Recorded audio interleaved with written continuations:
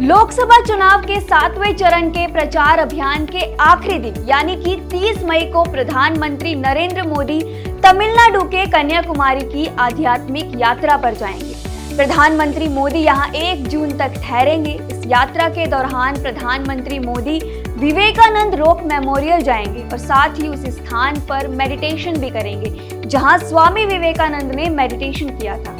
इस जगह का नाम ध्यान मंडपम है। प्रधानमंत्री मोदी यहां 30 मई की शाम से लेकर 1 जून की शाम तक रहकर ध्यान करेंगे। लेकिन प्रधानमंत्री ने आध्यात्मिक यात्रा के लिए तमिलनाडु को ही क्यों चुना, जानते हैं इस वीडियो में। सबसे पहले बता दें कि 30 मई को आखिरी चरण के चुनाव प्रचार का अंतिम दिन है। इस दिन प्रधानमंत्री की व्यस्त दिनचर्या है। इस दिन पीएम मोदी का पंजाब में जनसभा को संबोधित करने का भी कार्यक्रम है। इसके बाद वो तमिलनाडु के लिए रवाना हो जाएंगे।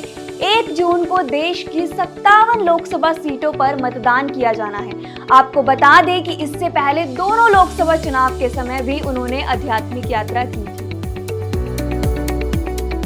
अब जानते हैं कि कन्याकुमारी की आध्यात्मिक अहमियत क्या है। दरअसल कन्याकुमारी स्वामी विवेकानंद के जीवन में काफी अहम स्थान रखता है। यहाँ उन्होंने भारत माता का विजन देखा था।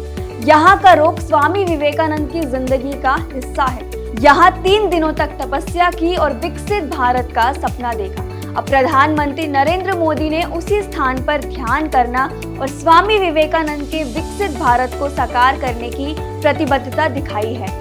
देवी पार्वती ने भी इसी स्थान पर भगवान शिव की प्रतीक्षा की थी। ये भारत का सबसे दक्षिणी छोर है। भौगोलिक तौर पर भी कन्याकुमारी की खासी अहमियत है। ये भारत का ऐसा दक्षिणी छोर है जहां देश की पूर्वी और पश्चिमी तटरेखाएं मिलती है।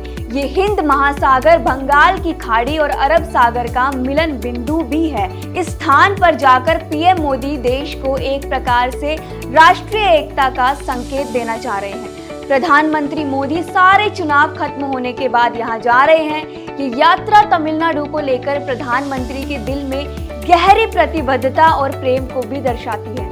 वहीं उनकी ये आध्यात्मिक यात्रा विपक्षी नेताओं के निशाने पर भी आ गई है। प्रधानमंत्री के 1 और 2 तारीख को मेडिटेशन के लिए कन्याकुमारी के दौरे को लेकर आरजेडी सांसद मनोज झा ने कहा कि इसकी आपको सख्त जरूरत है।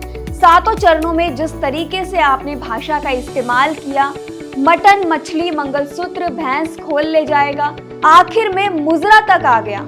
हमारे राज्य में महिलाओं का इस तरीके का अपमान इससे पहले कभी नहीं हुआ था। इस तरीके की जुबान कभी नहीं बोली गई। बिल्कुल आप ध्यान में जाइए। हमारी शुभकामनाएं आपके साथ हैं।